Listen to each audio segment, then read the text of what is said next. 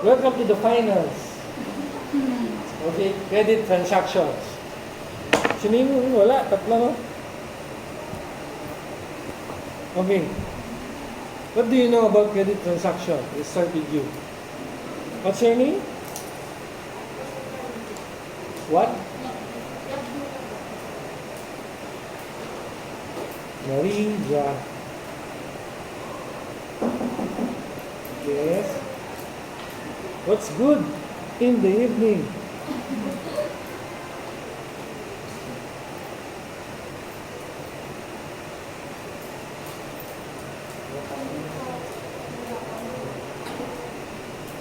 Okay, sige. What do you know about credit transactions? What's your basic knowledge about credit transactions?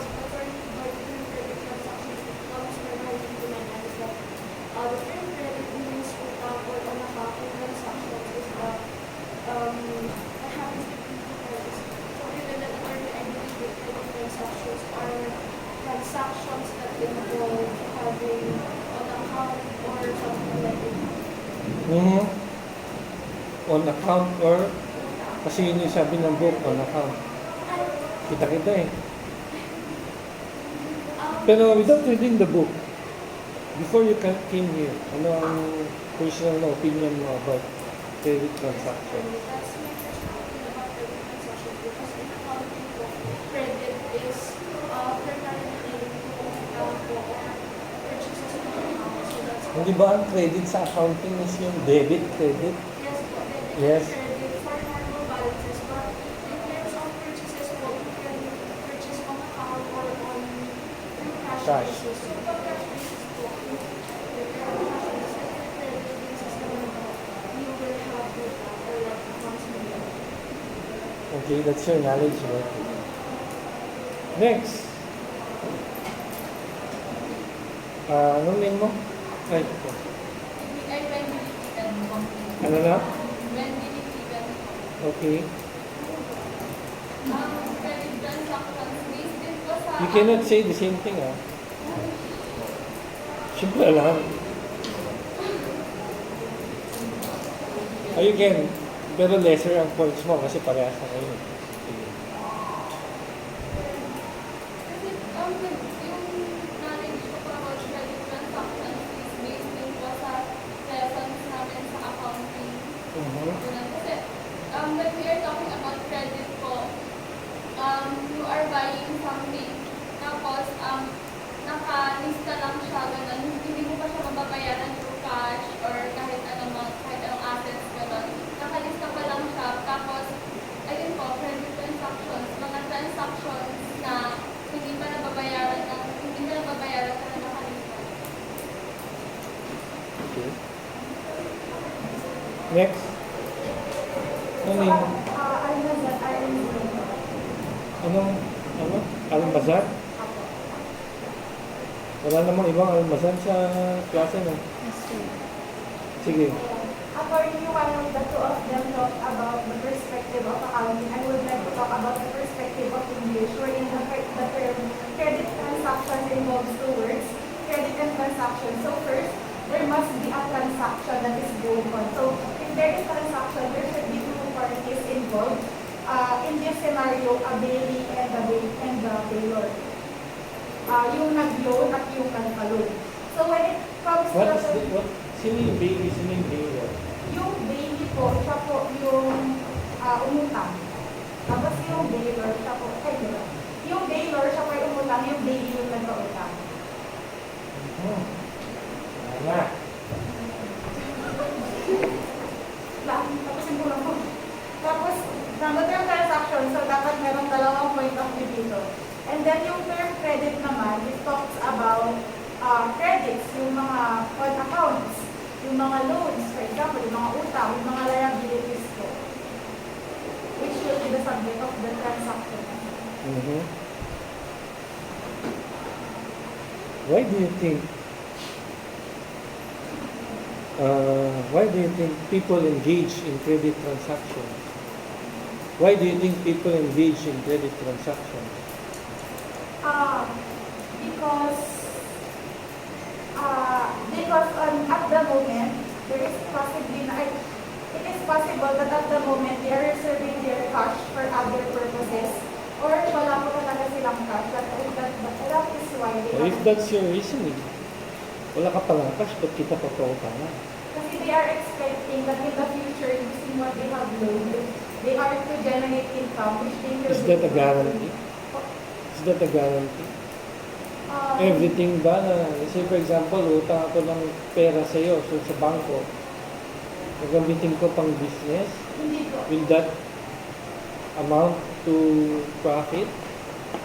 Ah, hindi po. It is not a guarantee that they will generate profit and that they will be able to pay their loans and the interest of their loans. That's why they are mortgaging their properties. Ito, basta kung sa But mortgage is different from a mortgage contract. It's different from a simple loan or a loan contract. Okay, malito doon ha. As I've said before, siguro hindi dito sa klase na to, pero I've said that before. Okay? Iba ang mortgage sa loan. Okay? The loan is usually the primary or the principal contract. The mortgage contract is the contract used to support the principal. Let's say, for example, you want to secure the creditor that even if you were not able to pay, meron kang property na pwede niya ibenta kung sakaling hindi ka makabayad. Yun yung mortgage. Those two are different things. In the first place, if you are giving a mortgage or security or guarantee or pledge, whatever you call it, okay, that's not the reason to give credit. Kasi accessory lang yan.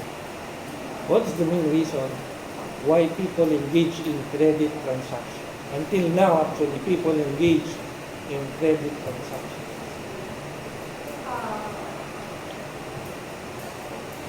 Sige, okay na. Can sit down. Oh yes. Sige. Based po sa perspective ng business, I think nag-engage po sila sa loan, ganon, para magamit nila yung cash, kunwari yung cash nila sa mga profit, nag-generate ng Yeah, profit same na. reason. Same reason din sa ano.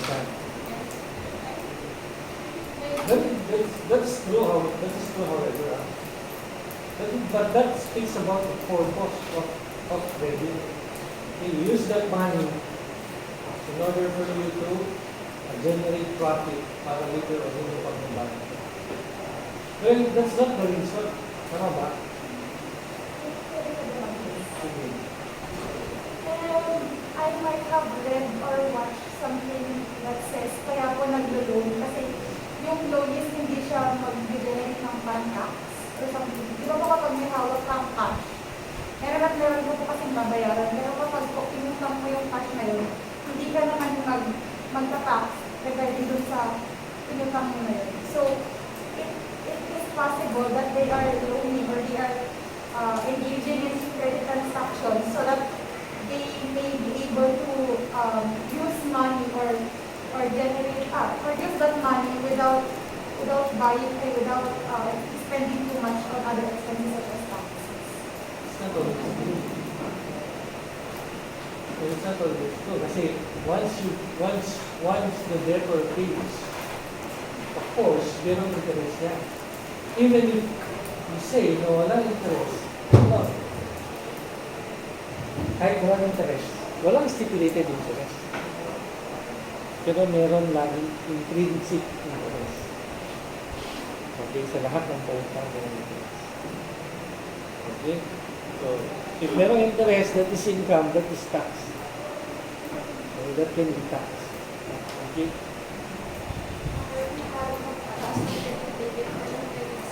Credit rating on the side of the debtor. Diba? If you have good records showing that you pay on time, you complete your loans, that will speak high of your credit rating as a debtor, pero not as a creditor. Ang tanong ko, why do people engage in credit transaction? Meaning ang focus nyo sa creditor. Kung kayo, ba't kayo magpapautang? Last mo na, tatlo ka na. Attorney, meron po kasi interest in doon. No, not that way. There's interest given. That's given in every credit transaction. Kahit pa sabihin natin, there's no stipulated interest, there will still be interest. Okay? It's given. Pero you put yourself in the shoes of a potential creditor. Ikaw, papautahin mo ba siya? Utang siya sa'yo 10,000. Gusto mo? Oo, hindi. Alam mo yung profile niya. Of course, pag magpapautang kayo, you study the background. Actually, sa mga microfinance, they conduct background investigation. May BI yan. May CI yan, credit investigation. Anong trabaho niya? Wala. Ganito siya. Tama? Willing ka? No. Ikaw, gusto mo? Siya naman nangabang sa'yo? Ikaw, gusto mo? Hindi. Yes or no? No. Why then? Why then some people lend credit? Why do they choose to lend credit? Why?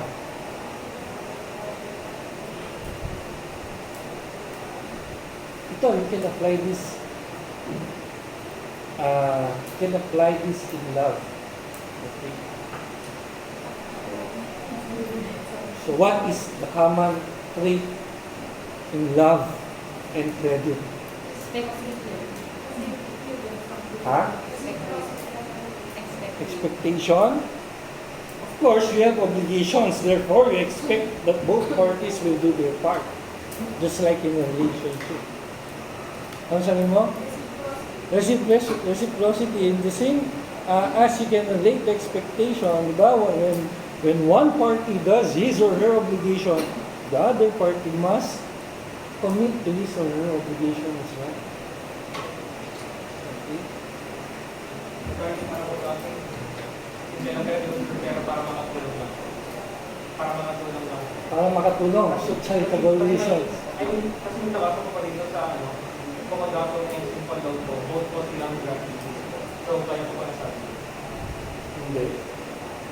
Gratuitous yan kasi, let's say for example, in a comodatum, when you say comodatum, nagpahiram ka ng bagay, hindi pera, hindi consumable bagay. Say for example, I have 2 cell phones. I don't use the other one. May pinsan ako na nag-aaral na walang cellphone. Pahiram ko muna sa kanya. That is comodatum. Okay? Pag hindi niya na kailangan o pag may cellphone na siya, ibabalik niya sa akin. That is gratuitous. Why? Kasi wala akong na-earn doon eh. Tama? Pero kapag binigay ko sa kanya, tapos may babayaran siya sa akin, the whole time lang sa kanya yung cellphone, okay, that is this. It's not comodatum. So, charitable purposes, not necessarily. People engage in credit transactions po because it is also a form of investment. Okay, yes, that's true, but not really. That's not the ultimate cause. Balik kayo dun sa time. Kasi, imagine nyo, the time before, wala pa namang, hindi pa uso ang mga ganyan-ganyan. Pero, as early as, sobrang tagal, hindi ko rin ma-account kung kailan. Pero, ang tagal nang may bangko, ang tagal nang may nagpapautang. Ang tagal nang may mga tao nagpapautang sa kanilang kaibigan, sa kanilang katrabaho. Why did they do that? To build a relationship po para if ever na Why, when you say relationship, what do you need in a relationship? ano ba yung ibang term doon? Parang to build a trust between you and Wow, big word! Trust! para pa if ever na need mo, pag ikaw naman yung may need ng help, gano'n, they are compelled to give back yung ano yung binigay mo sa kanila. Yes, that's correct. Okay? Big word, di ba? Trust. Sorry. That's what you need. And that is what basically, yan yung actually yan ang ibig sabihin ng credit. To trust. That's why it's very important.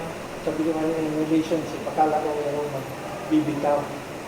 Because in the first place, gaya ng example ko kanina, she doesn't trust her, she doesn't trust her. Tama? Because una, dun sa sikay niya kanina, wala namang trabaho, saan siya kukuha ng pera? Sa magulang niya. Diba? Same is for her, diba? Saan siya kukuha ng pera? Kasi what you need to know in credit is the ability of the debtor to pay. So if the debtor has no ability to pay, in the first place, bakit mo siya kapautangin? Okay? Ang sagot mo lang dyan na pwede acceptable is kapag kapamilya mo. Siyempre, pautangin mo. Diba? Pero kung walang ability to pay, you cannot. Okay? So, credit transactions are contracts based on trust. They are based on trust. Sabihin, when a creditor lends to a debtor, ibig sabihin, the creditor trusts or believes that the debtor will pay back either the money or ibabalik niya yung hiram niya na hindi. Okay? Questions? Yan. So, it basically involves, in a credit transaction, it basically involves first, the principal or the primary contract of loan. Yun yung sinasabi ko kanina na principal contract between the bailor and the bailee. Sino ang bailor, sino ang bailee? Sabi niya kanina, si bailee si umutang. Nag-iba ka kanina eh, di ba? Maligtad mo nga. Ibig sabihin, dalawa ang sagot mo. O kaya, Maligtad. Sino bailee? Sinong bailor? Sinong bailee? Bili ko muna. Kasi na-search mo nga. Hindi, attorney, parang sa vendor tsaka sa akin. Diba? Si bailee yung umutang. Si bailor yung nagpautang. Siya yung nagbigay ng bailee mo. Siya yung nagbigay. Okay? The accessory contract, dyan pumapasok yung mortgage, siya na yan. Yung guarantee, siya na yan. Okay, yung pledge, siya na yan. But, under the accessory contract, okay, ito ang accessory contract, sabi dito, it only strengthens the trust. Meaning, meron ng mortgage, pledge, pero in the first place, merong trust si creditor. Kailangan niya lang tibayan yung pundasyon, kumbaga, yung tiwala ni creditor. And we can do that by giving guarantee. Okay? When we speak of personal guarantee, hindi ito personal na personal property, ganyan hindi. Personal guarantee talks about your credit rating as an individual. Okay? Meaning, ikaw ngayon, kahit wala kang ibigay na mortgage o na pang-pledge, pwede kang makautang kung maganda ang rating mo sa individual. Of course, that is subject to the assessment or to the investigation to be conducted by the creditor. Okay? Yung real guarantee naman, that is based on property. Okay, whether personal or real, that is based on property. Okay? And then the last one is preference or concurrence of credits that is dependent on the type of creditors. Okay, merong secured, merong unsecured creditors. Kapag unsecured, they don't hold mortgage contract with you. Kapag secured, merong mortgage. Okay, may guarantee ka. Okay? So, the key points to cover during our discussion will be focused on una sa loan. Okay, pangalawa, guarantee. Third, pledge. Fourth, mortgage. And 5, antithesis. Okay, so yan yung credit transactions. Actually, yung sa libro na basis ko ata, walang guarantee doon. Tama? Wala din pledge. Wala din loan. Meron? May pledge? May loan? Walang loan. Pledge, ito lang meron, di ba? Ito wala. Wala din yung deposit. Deposit is basically a credit transaction. Why? Because it involves trust. Hawakan mo muna. Safe keep mo, deposit. Pero wala po. Kaya I don't think you'll find it relevant here. Okay? Yung loan kasi very basic dapat naman niya. Okay? Pati yung guarantee. Kasi ang daming nabibiktima sa guarantee. Tanong yung mga magulang nyo o mga kamag-anak nyo.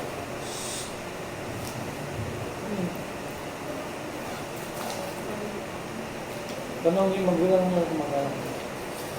Pag umutang kayo, may guarantor. Ano? Okay. May implication yun. Hindi porket nag-sign ka as a guarantor, kahit hindi ko yung umutang, pwede kang maging liable as a guarantor. Okay. So, very important yung mga yan. So, we'll start with loan or what happened? Oh, why? Nang nagwa ka?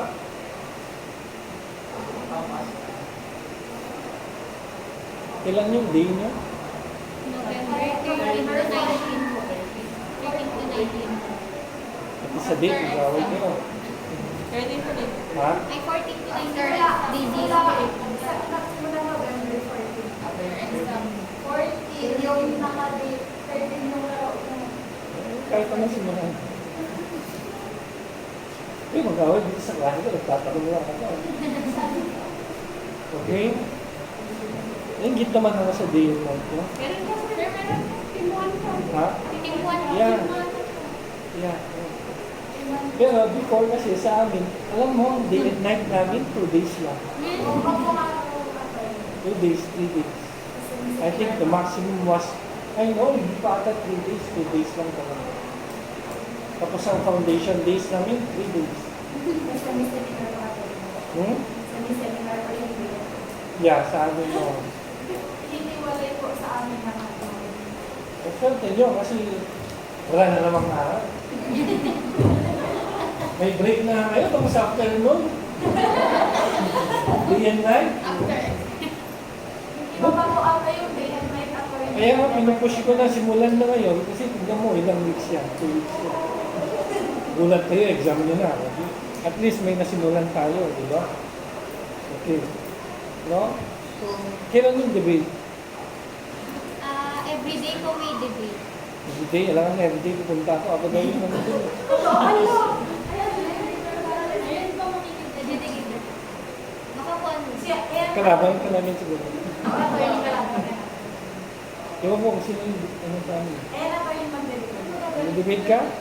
Research lang sa Hindi ako adjudicator. Parang advisor. Ng team. Kahit aling training po, ang Advisor. program. Well, anyway, let's proceed with loan. Okay? Buong buhay nyo. Narinig nyo na bang loan? Yes, sir. Before kayo nag-college. Yes, sir. Kayo ninyo narinig. Yan yan. Elementary pa lang doon. Teachers. Sabi nila na doon. Okay? Sa parents sa doon. So, you must be aware of this. No? Pero just to clear things out kasi this might interest you. No? By the contract of loan, ibig sabihin ng loan is a contract. Okay? Must have the elements of a contract. Okay? One of the parties delivers to another either something not consumable so that the latter may use the same for a certain time and return it. So,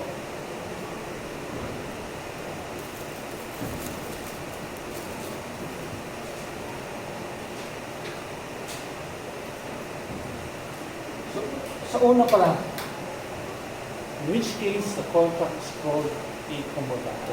So it already classifies or identifies a contract of loan that's called comodato. Okay, wherein, ano ang loan mo? It is something not consumable. What is something not consumable? Alam niyo na yan. Alam niyo. Hindi na kain. Hindi na consume. Diba? So that the latter may use the same for a certain time and return it. Okay, so there must be a period and there must be an obligation on the part of the bailiff to return the property after the lapse of time. Okay? Clear kayo sa comodato? Clear? Example. For example,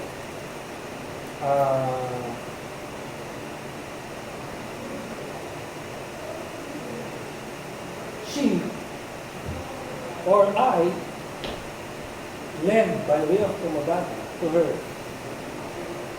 vinegar. Ano yung vinegar? Bottle of vinegar. To her. Is that a contract of comodato or not?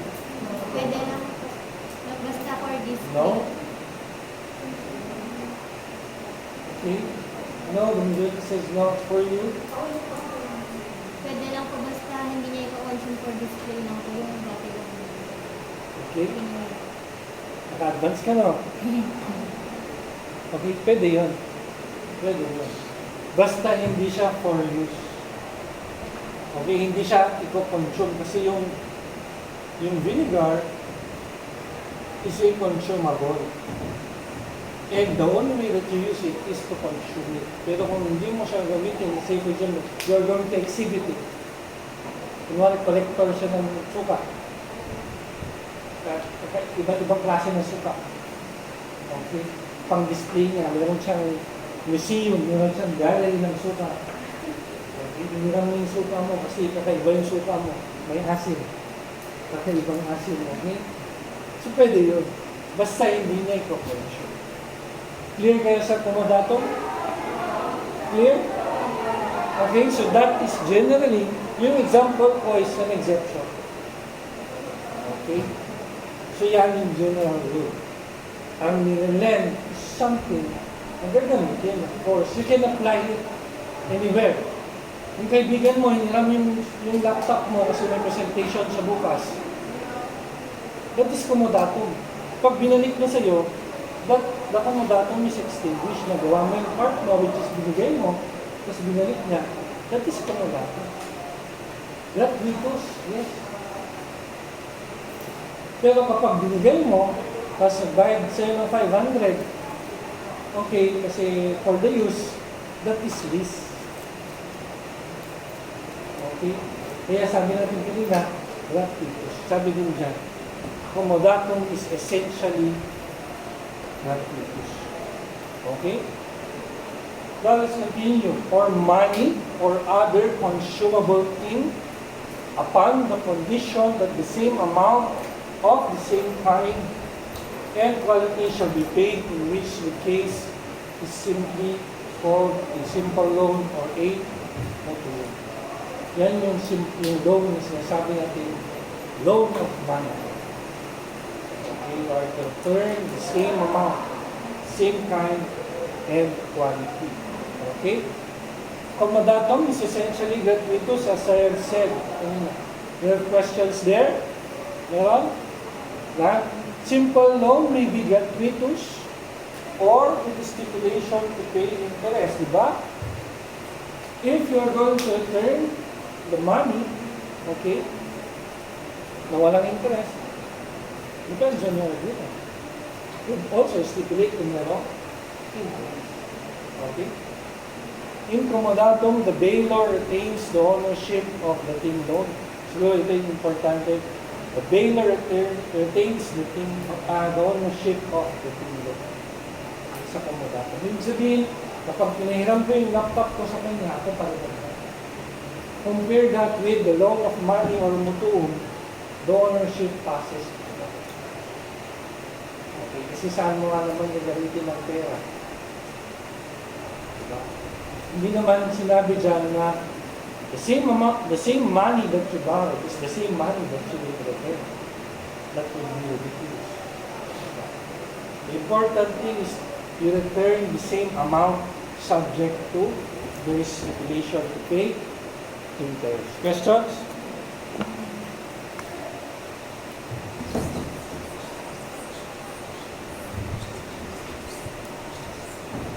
Okay. Now, the difference between mutuum and comodatum, actually you can get that dun sa first article. Okay. With regards to the subject, sa comodatum is something not consumable. Okay? For mutuum, money or consumable thing. Di ba? On gratuitous, comodatum is essentially gratuitous, while for mutuum, it may be gratuitous, it may be with the stipulation to pay interest. With regards to ownership, in comodatum, the bailor or the creditor takes the ownership, while for mutuum, the ownership passes to the bailor. Okay? With regards to personal or real, comodatum refers to either a real or personal property. Okay? Pero kapag mutuum, always personal kasi that is something that you consume. Of course, it must be personal. You cannot consume something that is a real property, like building, lupa, you cannot consume that. You can try, pero I do not advise you to consume that. Okay?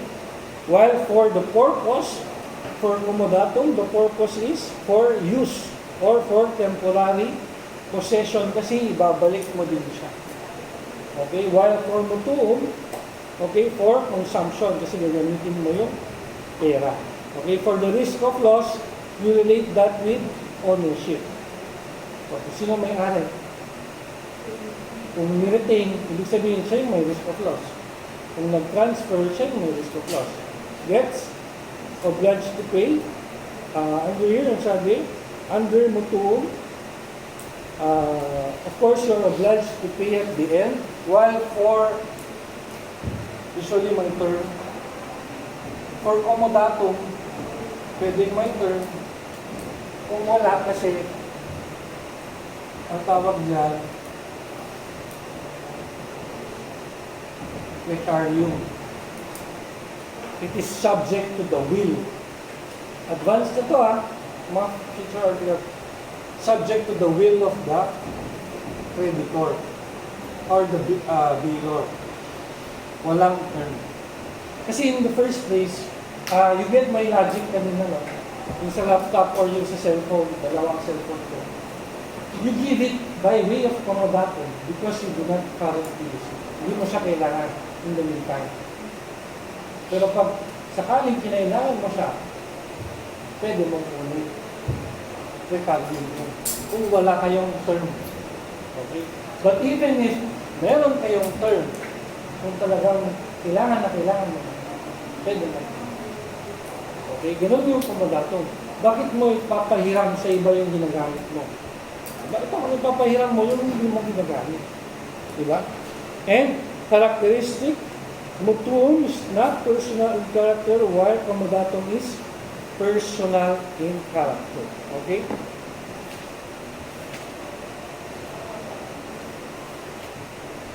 Daming discussion sa ano po? Nasabi ko ba sa inyo yung law books namin before is ang nakalagay is the article explains itself. Kapag hindi mo na naintindihan yung article, say for example, this next article, ang nakalagay sa baba, the article explains itself. So wala ka ng way na maintindihan kasi hindi mo naman maintindihan. Tapos sabihin sa'yo, the article explains itself. Ito, ang nakalagay, the reason for the article is obvious. Yun ang nakalagay. Wala lang explanation. Next na topic, next na article. Ganun ang pag-aaral ng batas. Okay? Natawa lang ako kasi nakita ko kanina. Okay. So, No, hindi mo. Ganun mo. You can search other books kung meron. Okay? Ganun lang naman yun. Ngayon naman kasi, may website na. So you can use that. But not everything that you can find sa Google is correct. Okay? And hindi lahat ng application, lalo na sa batas, hindi porket sinipe niya yung ganitong article, doesn't mean that it applies it. You have to read the case. Or you have to read the whole article bago mo ma-appreciate kung anong use ng article. Okay? But now, the information is there. It's available. It's free, di ba? So, next, Article 1934. An accepted promise to deliver something by way of comodatum or mutuum is binding upon parties. Ganun tayo. Okay. I hope you can adapt by way of ganyan mo rin ang gamitin nyo.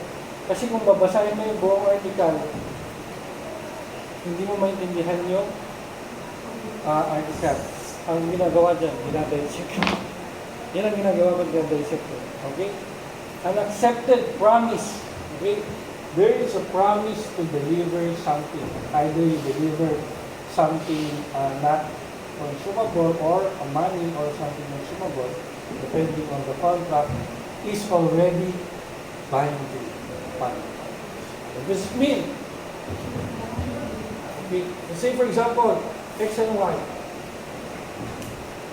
X promised to lend his laptop to Y. Okay? Yan na yun. That is already binding upon parties. Okay? Meaning, if X later on was not able to deliver the laptop to Y, Y has a cause of action, or Y can demand X to deliver the laptop. Yun yung sabi sa first part ng 1934. Okay?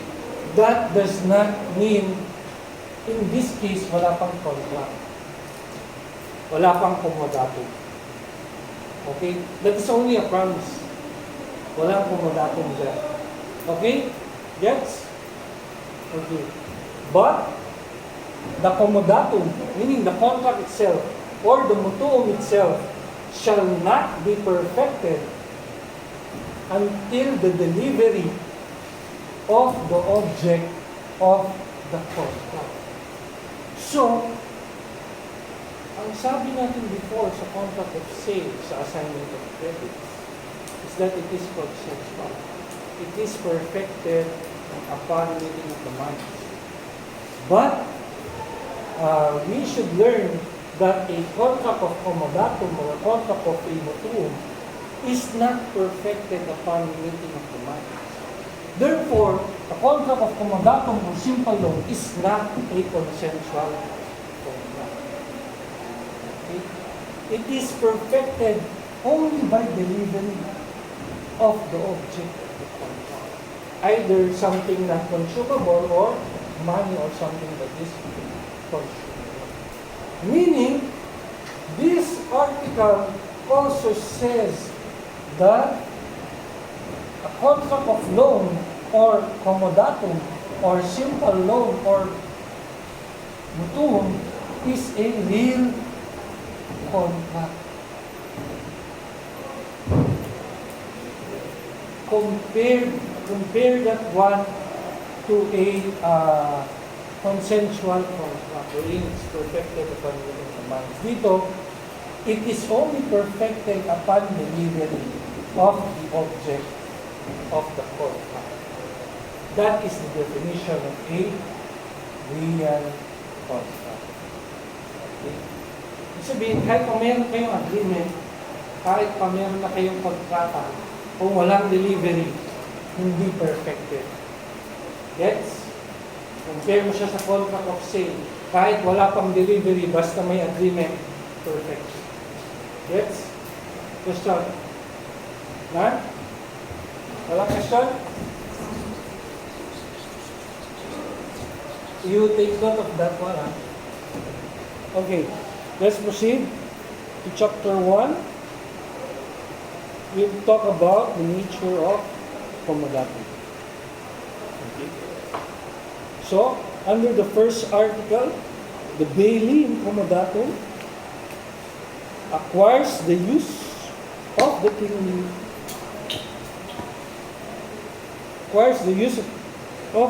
loaned, but not its fruits. Okay, sige. If any compensation is to be paid by him who acquires the use of contract, he says, ito principally, I have discussed this. Tama? Tama? Hindi ko lang sinabi ko anong article. Okay? Especially this one. Okay? Una muna, you only acquire the use, not the fruits.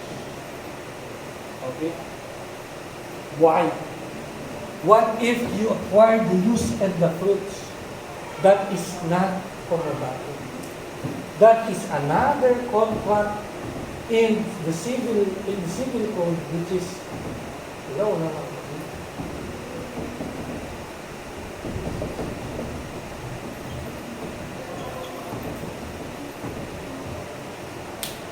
either usufruct or usufruct. Usufructuary or usufruct? Usufruct. Okay?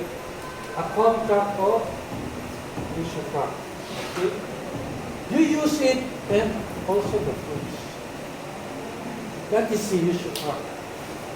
Pero kung use lang, comodatum. Gets? Okay, do the second. If any compensation is to be paid by him who acquires the use, the contract ceases to be comodatum. Sabi natin, a contract of comodatum is essentially gratuitous. Therefore, if may payment siya, hindi siya comodatum, siya ay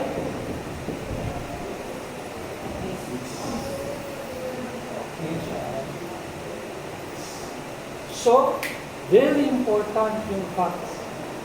Kasi kapag may naiba dyan, may na-tweak dyan na facts, mag-iiba yung contract. Ganyan sa bar exam. Hindi sasabihin mo, you should properly sabihin mo, you read and you apply everything. Sa 2,000 na articles, nag-book na lahat. Pipili ka, you should ba yan? Please, comodatum, tutuog po. Dami, di ba? Ganun. Okay? But the hindi ko ito nireview ng bar. Ang nireview ko, obligations and contracts.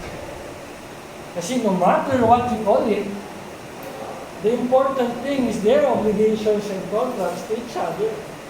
Diba? Ganun, kasi wala akong time before. Okay? Nag-review ko noon 6 months. Pero 5 months na ako nag-review. Ay, 6 months, 5 months lang kami nag-review kasi nag-graduate kami date. Kasi yung nag-move lang, alam niyo, nag-move yung graduation, no? 5 months. Tapos, 1 month ako hindi nakabaksa. So, medyo, wala akong time noon. Kaya binasa ko lang sa civil code, obligations and contracts. Lahat na lang contracts, oblig lang. Doon na lang ako. Kasi, gaya sa, ewan ko kung ganun din sa CPA, sa reviewer nyo, meron mga alternative answers.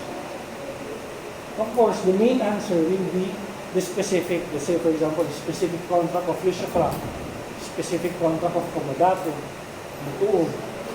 The alternative answer will always be obligatory. Why? Because yung usufruct, yung lease, yung sales, kahit ano pa yan na contract yan. So, apply mo yung obligatory. Tignan mo, tama ka. Oh, yes. Kasi wala akong time. Kaya, you value your health. No, ako noon, 1 month into the review, bumigay na yung mata ko. Every time na magigising ako, parang, alam mo yung parang sasabog. Basta pag mulat ng mata ko, alam mo, naiipot yung migraine mo paggabi. Tapos pagbuka ng mata mo, sakit. The whole time, 1 week akong gano'n. So, hindi ka makabasa. And then, para kang namulutan. Yes, that's true. Babaliw ako nun. Kasi, okay naman ako, nakarest naman ako, nagtulog naman ako. Pero bakit kapag naliligo ako, pag naglalakad ako, gumaganon yung ano ko. Yung pala, sirang-sira na yung mata. So 1 week yun, tapos pinaayos ko sa Manila, pinagtripan na ako sa Manila kasi pinilit akong graduhan. Yung pala, kapag pagod na pagod ka, stress ka na, kailangan mo muna mag-rest kasi hindi ka magagraduhan kasi yung grado mo tumataas ba? Kaya pala daw ako parang bumulutan kasi gumagano'n. Kasi lagi ako nagbabasa. Imagine mo, 4, gising ka na, you read. Pero hanggang 10 lang ako nang gabi.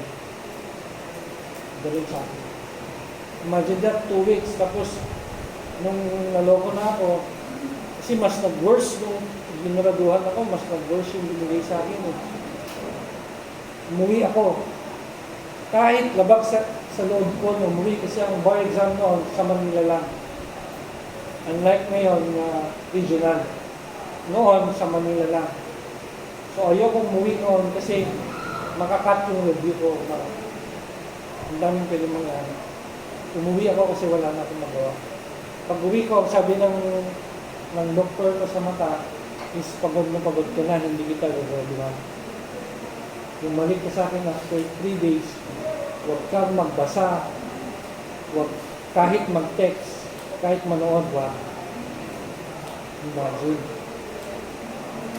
Sabihin, wala talaga akong ginawa. Hindi naman sa wala. Meron. How did I cope up? I use audio. May nakasave na lecture, tapos may YouTube pa. Tapos yung review ko pa, mayroong online videos. I just listen. Pero mahirap yun, pinaglalaan ko kasi muntik na bumigay talaga yung mata ko. Okay? Kasi tumalon yung grado, kaya para akong nawinda. Okay? Kaya kayo, huwag kayo masyadong magpuyat, lalo na ngayon. Alam niyo bang attention span niyo? Paikli na ng paikli. Dati noon, YouTube lang, ngayon TikTok na. Diba? Kung matagal yan, next mo na, di ba? Kung hindi ka na-hook dun sa pinapanood mo. Uy, maganda. Di ba? Hindi mo alam, sabi mo 10 minutes lang, 10 minutes lang. Sabi mo 30 minutes lang. Di ba? Ganun din ako minsan. Kaya I'm contemplating on deleting my TikTok. I'm contemplating on deleting my TikTok. Kasi I deleted my Instagram. Nung nag-review ako, I deactivated my Facebook. That is discipline. Siyempre, pag mag-review ko, you do that too. Why? Minsan ka lang mag-take ng, kunwari, boards, sitting boards. Minsan lang. Gawin mo na lahat. Okay? After naman yan, di ba, kahit hindi sa inyo, mabilis lang. 1 week lang atang hintayin nyo. 2 weeks. Result, di ba? Nung kami nun kasi, 6 months. 6 months ka nag-review. 6 months ka nag-review, 6 months ka din mabuwag. Na siyempre, hintayin ko kung nakapasa ko, hindi. Ngayon, yung mga bagong nakapasa na abogado, parang ilang buwan lang, 3 months, 2 months. Mabilis. April. Ha? April. April lumabas, February yun. March. Less than 2 months. Nung kami nun, 6 months. 2 weeks. Ayaw mong lumabas. Siyempre, November, December na yung next naman. Christmas. Ayaw mong mag-celebrate kasi mamaya, celebrate ka, bagsak ka pala. Di ba? Hindi ka na mag-celebrate. Yeah. Hindi, wala din sa'yo. Parang ayaw mo din kasi masyadong advance. Pa-party ka, tapos bagsak ka. Diba? it does a lot to your brain. Actually, nung before hanggang review, ang yabang ko eh. Sa sarili ko confident ako. Alam mo yun? When I do something, I do because I know it. Tapos, after nung bar, hanggang sa review, hanggang sa pagkintay ng result, nag-iba ako para akong, alam mo yun. Alam mo yun, naging, sabi nung papa ko sa akin, nung law student ka, yabang-yabang mo, ngayon na, abogado ka na parang kasi it does a lot to you. Yung mental effect nung paghintay mo ng 6 months. Diba? Pero yung 6 months na yun, yung last day lang ako nag-isip kung babagsak ako. Kasi ayoko na isip ako. So you make yourself busy. Okay? Okay, so ano pang i-discuss ko?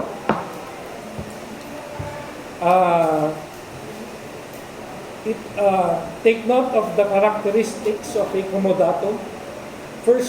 Number one, you write, is that it is real. It is a real contract. Sabi ko kanina, di ba? It is perfected not by mere consent but by delivery. Okay? Second one, it is a principal contract. It can stand by itself. Diba? Unlike a mortgage, unlike a guarantee, unlike a pledge, wherein it is only an accessory contract. It is dependent on a principal contract. The third one, it is gratuitous, of course. When it ceases to become gratuitous, it becomes a lease.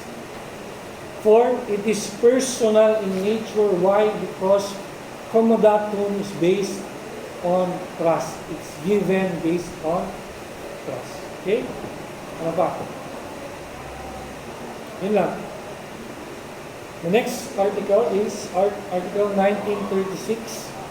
Consumable goods may be the subject of comodatum if the purpose of the contract is not the consumption of the object as when it is merely for exhibition. Yun yung example natin kanina. Okay? So, pwede ang consumable as long as you are not going to consume it. Okay? There are other ways to use it naman eh. When you say use, diba, pwede mo namang pakita lang, display. Okay?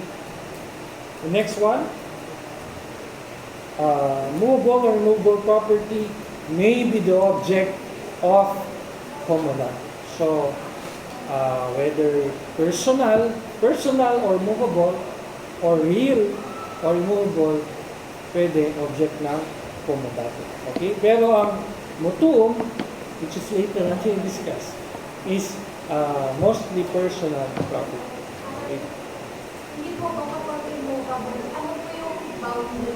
Kasi yung kapag removable, most likely magiging parang lease. Hindi. Ano po yung... Kaya nga na-define na sa inyo ang comodatum, diba? Kasi ang lease, sabi ko kanina, may bayad. Ang comodatum wala. Ipahiram ko sa iyo yung lupa ko kasi mag-abroad na kami. Ikaw muna ang caretaker. Walang bayad. Pero the time na magbayad siya, let's say for example, monthly, kahit kahit wag mong bigyan ng term yan, that is lease. Okay. Ganun din sa comodatum. Kapag wala kayong pinag-agrihan na bayad, basta pinahiram mo lang kasi knowledge na naman na hindi sa kanya, that is comodatum. So the boundary lies on whether it is gratuitous or not. Gratuitous or onerous. Ika nga. Okay? Okay. Next. The bailor in comodatum need not be the owner of the kingdom. Okay. Another principle in comodatum. So, hindi kailangan na ikaw ang may-ari kapag magpapahiram ka. Take note, comodatum to, magpapahiram ka. Say for example,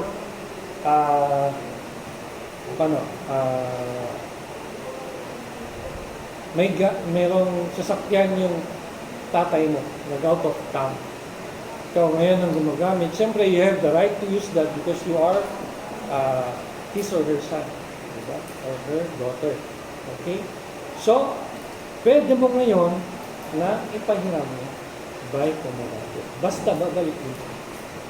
Okay? So, hindi kailangan na ito. What is the reason? What do you think is the reason of this article? Bakit hindi kailangan na ito? Naman po mag-transfer mo. Yes. Because in the first place, the ownership will not be transferred. Unlike in the contract of sale, na at the time of delivery, you must be the owner or you must have the right to transfer. Okay? Questions? 1939, comodatum is purely personal in character. Okay? What do we mean when we say it is purely personal? It goes more than that, given na yung trust. Okay, what do we say? When it is purely personal, it is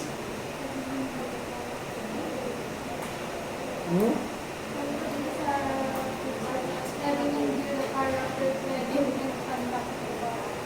Ano? Nasa mo, nasa mo. Comodatum is a purely personal contract. The lender having in view the character, credit, and conduct of the borrower. Okay. Other answer? It is, may nagsabi kanina eh.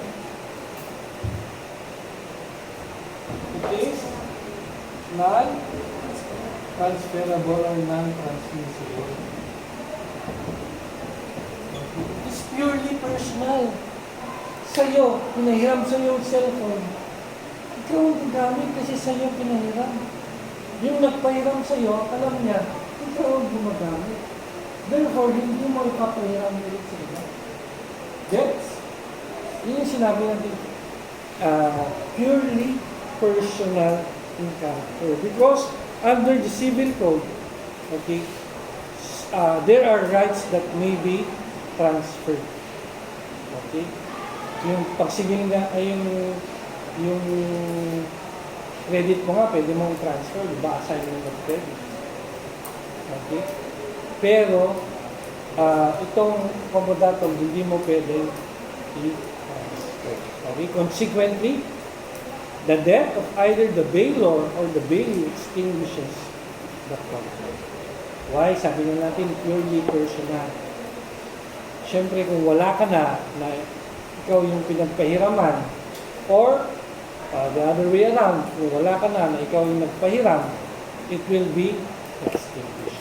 The bailey can neither lend nor lease the object of the contract to a third person. So, hindi mo pwedeng ipalis, hindi mo pwedeng ipa-further na ipahiram. However, the members of the bailey's household may make use of the thing loan. So, you have to determine who is the member of the household. These are persons living with the bailey. Yun ang member of the household. Okay? Kahit pa kapatid niya yan, kung yung kapatid niya nasa ibang bahay or sa iba nakatira, that's not a member of the household. Okay? Of course, yun nandun lang sa bahay. Unless there is a stipulation to the contrary, ibig sabihin, meron kayong usapan na ikaw lang, hindi pwedeng gamitin ng asawa mo, sa'yo ko lang ito ipapahinga. Hindi pwedeng gamitin ng kapatid mo, ng nanay mo, ng tatay mo, sa'yo lang. Or, it is the nature of the thing forbids such use. Hindi pwedeng gamitin ng iba. Okay? So, ano yung ipapahiram mo sa isang tao na gamit mo na hindi niya pwedeng ipahiram sa iba? Meron ba? Ha? Tawag na po. Tawel mo, ipapahiram mo sa iba? Diba, sa mga bahay, usually merong mga spare towels na property mo. Na para sa bisita. Okay. Pwede yun. Yun, pwede. Hindi yung personal towel. Siyempre, sa'yo nga yung sinasabi natin, di ba? Okay. Pwede yun, pwede. Okay? Understood? 1939? Sige. Kung namatay ko yung dealer, tapos hindi pa ko na, ano yung, di ba, I mean, kasi remember yung contract yung namatay ko yung dealer. Yung tininiran ko, at least, ibabalik yung sa Yeah. shares yung dealer. Yeah. Hindi yung pwede ko. Hindi pwedeng kunin ng umira? Nung humirap ko, hindi na ko pwede yung, ano yung ground. Hindi. Hindi nga sa kanya. Iba kamudatang hindi nag-transfer yung ownership. Kasi babalik yun. Okay? But there are instances wherein, actually, sinabi niya, it happens in real life. Lalo na kung lupa, pinahiram, inalaw na tumira, tapos namatay na yung nagpahiram, tapos ang nakaalam lang na sa kanila pala yung lupa is mga great grandson, gano'n niya na, doon lang sila nag-action. Yung hindi nagbalik, hindi siya magiging ano. Kasi in the first place, that is a comodato. Ano lang ang extent ng title niya is as a trustee. Di ba? Sabi natin before sa assignment of credits, as a trustee. Ano yun? Katiwala. Meaning, he doesn't own that. Okay? But he's in possession of that as a trustee. Okay? Yun yung implied trust na tinatawag.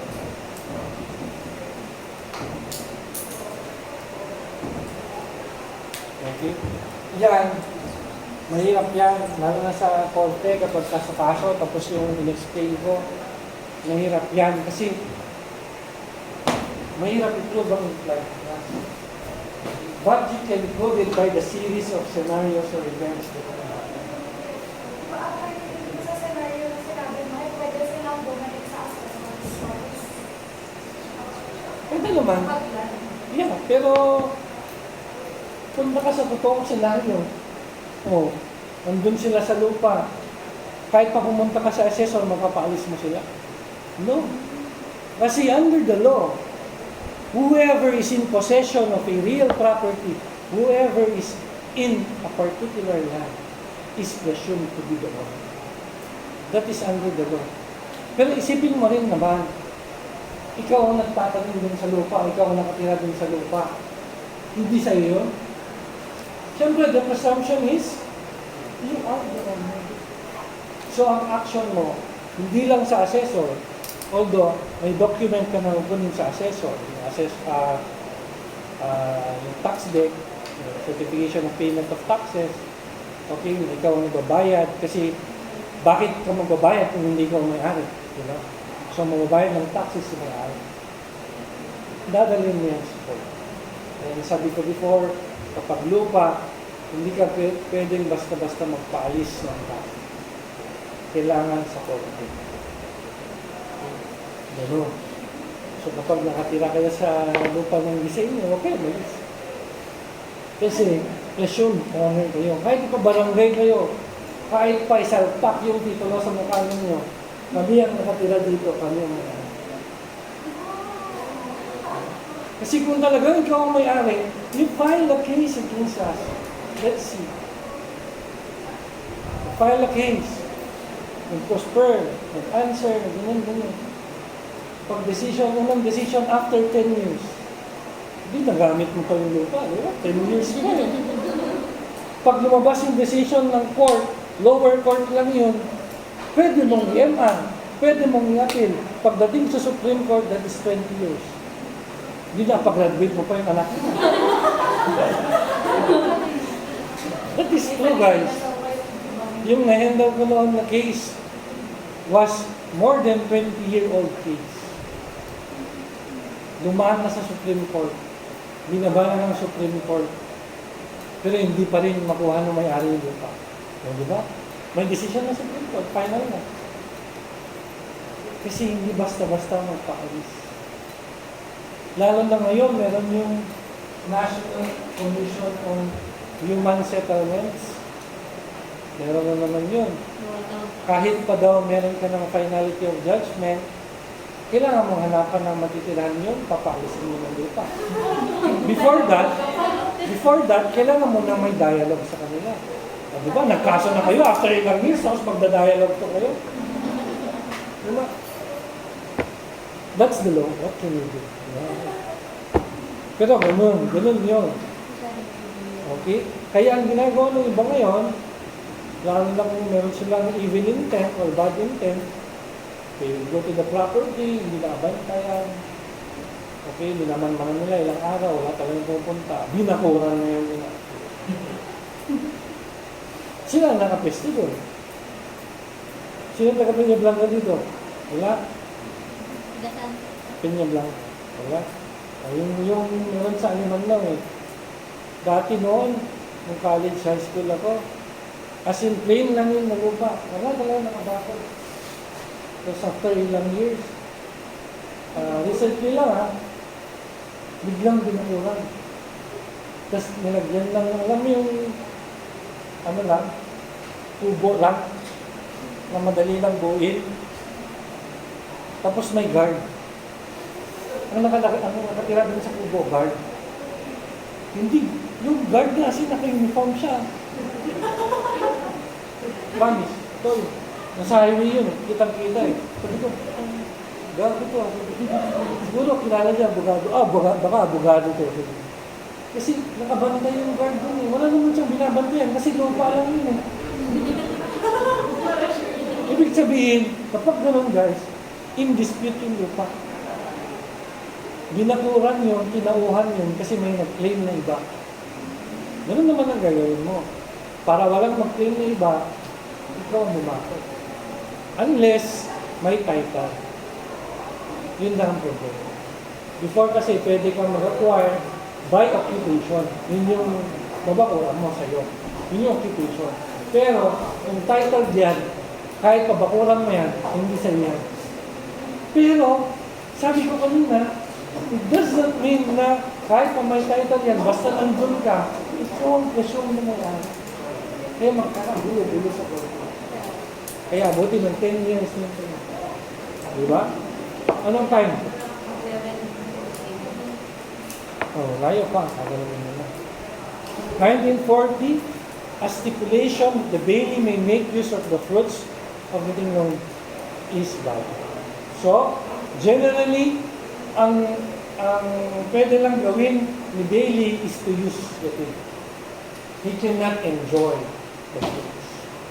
Pero you can stipulate. You can stipulate. Attorney, di ba kapag you make use of the thing and the fruits, that is usufruct. Kapag walang stipulation. Let's say, for example, walang stipulation, yung thing, pinahiram mo din sa bailee. Okay, but the bailee uses the thing and he or she also benefits from the fruits. Kahit pasabihin mo komodatong yan, under the law, that is useful. Okay? Ngayon, if both parties agree, okay, na komodatong yan, pwede mo lang gamitin paminsan-minsan, or hati naman tayo sa fruits, pwede siyang komodatong. Okay? Gets? Question?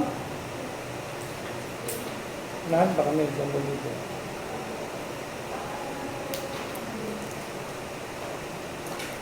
Take note of that. That also classifies the right to use and the right to the fruits. Okay. Yung Latin na. Hindi na ako Latin. Section 2. Obligations of the bill. Okay. So section 1, tapos na tayo. Nature of comodatum. So dapat wala nang malito sa comodatum. Gets na. Kapag may bayad, use. Okay na. Okay? Obligations of the bailee or what? Yung Humiram. Okay? Bailee. The bailee is obliged to pay for the ordinary expenses for the use and preservation of the kingdom. Okay? Take note, iba ang ordinary expense sa extraordinary. Under the law, under the civil code. Pag sinabi natin ordinary expense, precisely for the use and preservation lang. Okay? That is connected with the use of the thing. Okay? Yun lang siya. Okay? Kung luxurious yan or improvement, that is not ordinary expense, that is extraordinary.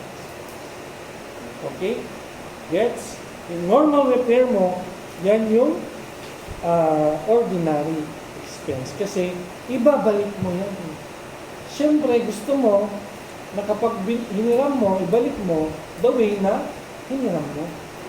Yun yung logic na. Kasi in the first place, hindi ikaw ang may-ari, nakigamit ka. Okay? Yes? Paano kung sasakyan, hiniram mo? Is the gas considered as ordinary or extraordinary? Oh, no.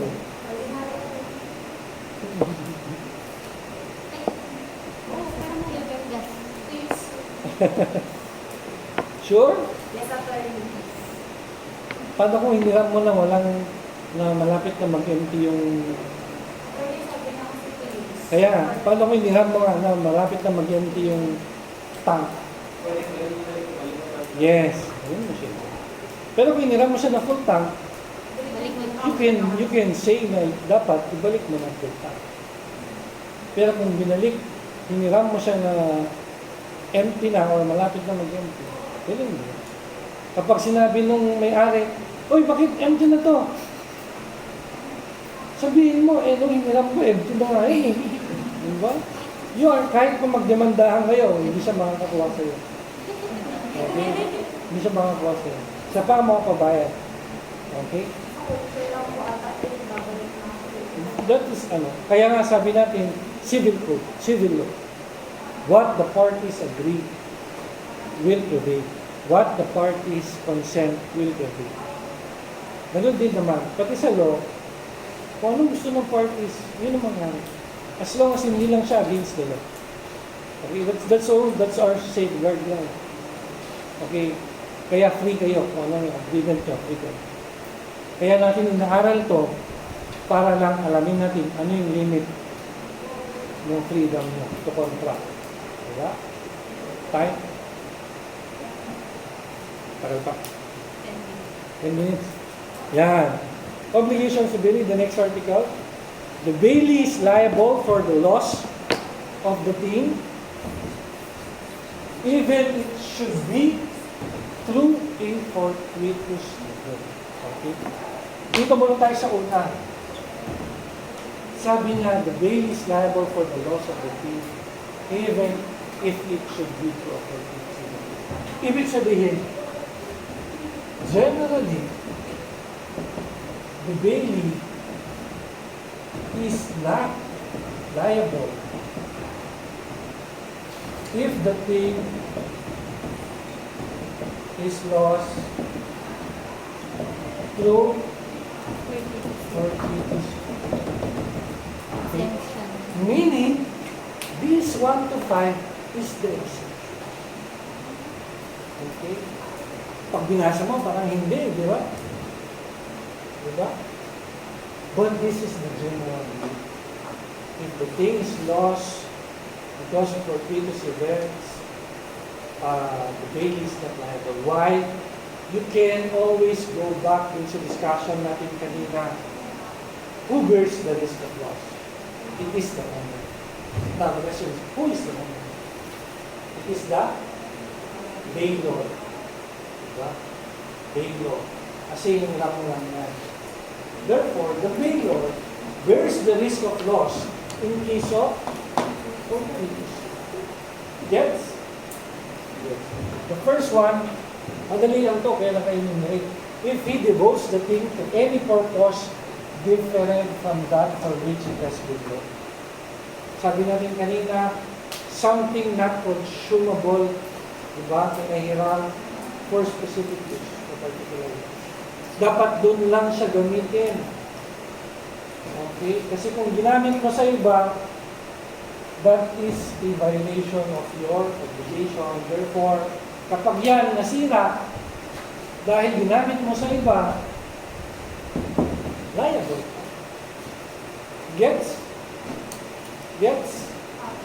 So, gaya ng example ko kanina, di ba?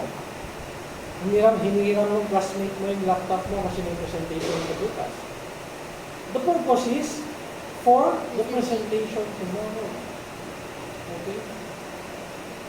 But if he or she use that for different purpose, then pwede siyang maging liable in case mawala, masira, o may mangyari din sa laptop. Okay?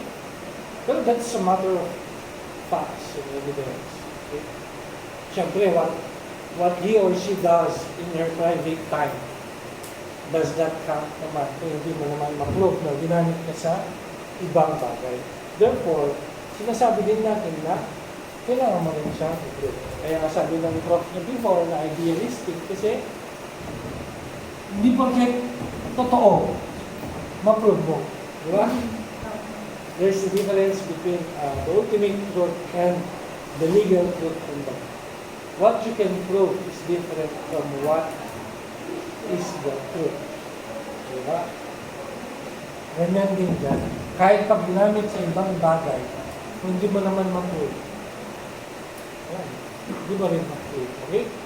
The second one, if he keeps it longer than the period stipulated, ibig sabihin, merong term, may period, pero nag-exceed sa kanya yung property. Datum to. Okay?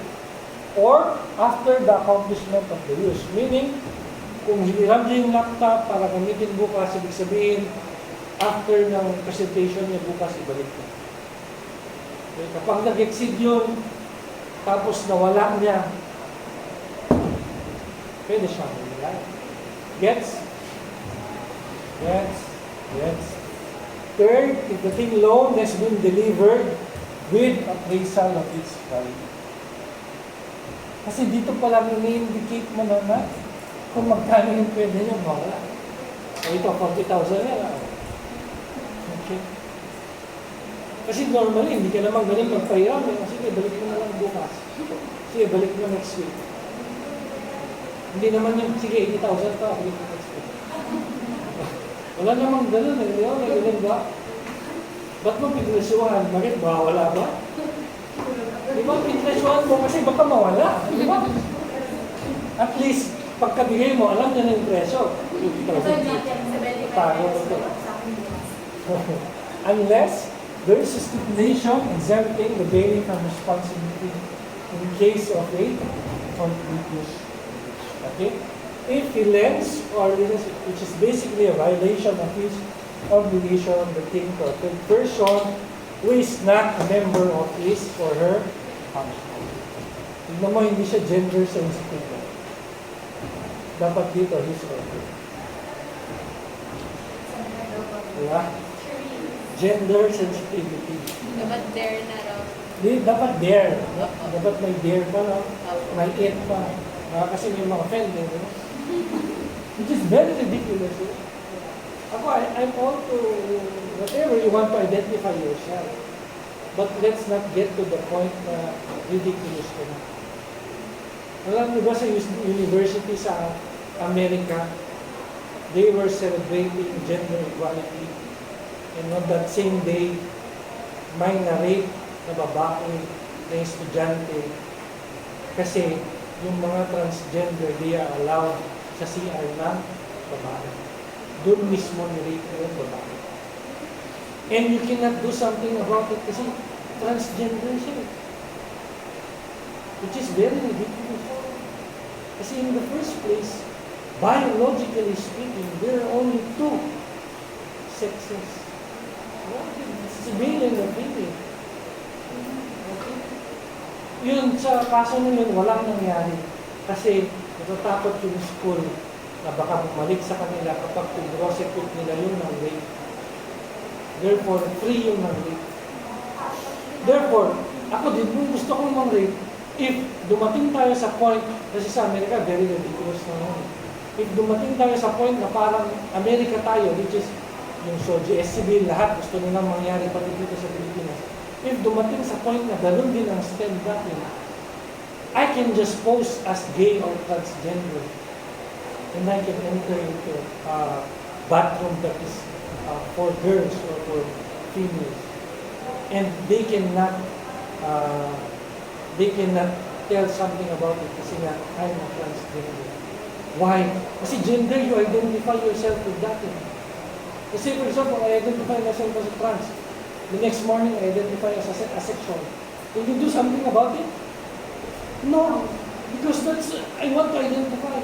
Diba? Sabi nga ng isang meme, si color black, I identify myself as gray, as white, as yellow. Which is very good. Sana hindi tayo umabot sa point na gano'n. Ako, I respect any preference that you have, kung sinong gusto mo, anong gusto mong gawin sa buhay mo. You can do that. Pero let's not go beyond ridiculousness. Kayo, gusto nyo? Kasi nyo? No disrespect to anyone. We're just thinking freely. Okay? Kasi ako, magalit talaga ako nung nakita ko yun. Wala din ginawa yung school doon. They let the guy free. Okay? Kasi ang defense lang ng lalaki, trans siya. How can she commit that? Pero how can you deny, even more, how can you deny the penetration ng ari ng lalaki din sa babae? How can you deny that? Makita mo yun sa medical evidence. Na penetrated yung ari ng babae, ng batang babae. Pero you give importance sa gender, oh my God, that's ridiculous. Okay? So hindi sana umabot sa ganun ng Pilipinas. Natatakot ako pag ganun. Hindi ito na alam. His, her, their, ito magaling na yung magaling. Sa Amerika kasi ganun eh. Kapag ginudge mo siya based on his or her appearance na lalaki siya, tapos yun pala, bakla siya, sabihin mo na siya, that is very disrespectful. Diba? But how can you put that on someone? You identify yourself as this or as that. Sa dami ng letters, hindi mo naman alam kung ano siya dun sa letter na yun. Tapos you put that on him para i-identify ka. Siyempre, ang tingin niya sa'yo, ang formahan mo babae, ang formahan mo lalaki. Siyempre, yun ang address niya sa'yo. Pero nagkamali siya kasi hindi niya alam na iba pala ang gender preference mo, ibang ang preference mo. Sana mo kumabot sa ganun. Ganun sa ano nila. Kakakot. Diba? Siyempre. Ha? Yeah. Yan nakakatakot. Sabi ko nga, nakakatakot.